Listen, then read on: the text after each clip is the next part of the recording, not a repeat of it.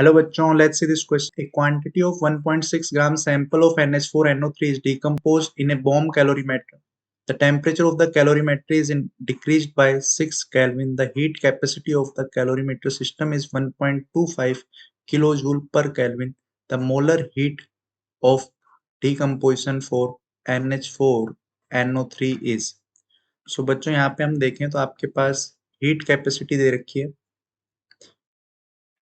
Heat capacity जो होगी वो दे रखी है आपको 1.25 किलोजूल पर मोल, सॉरी 1.25 किलोजूल पर केल्विन।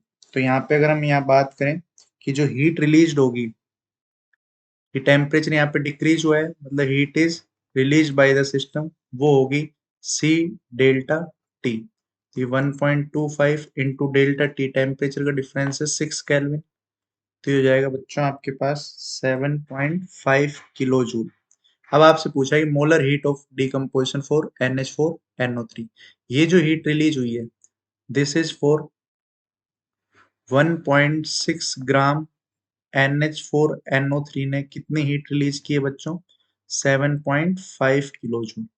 अब NH4NO3 का मोलिकुलर वेट अगर हम देखें तो मोलिकुलर वेट ऑफ NH4NO3 ये होगा नाइट्रोजन 28 हो गया, 4 ऑक्सीजन प्लस 48, तो ये आएगा आपके पास 80।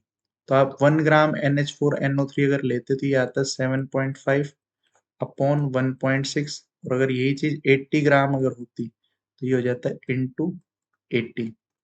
तो ये पॉइंट हटेगा यहाँ से 16 से 5 टाइम्स, और 75 इंटू 5 ये हो जाएगा बच्चों 375।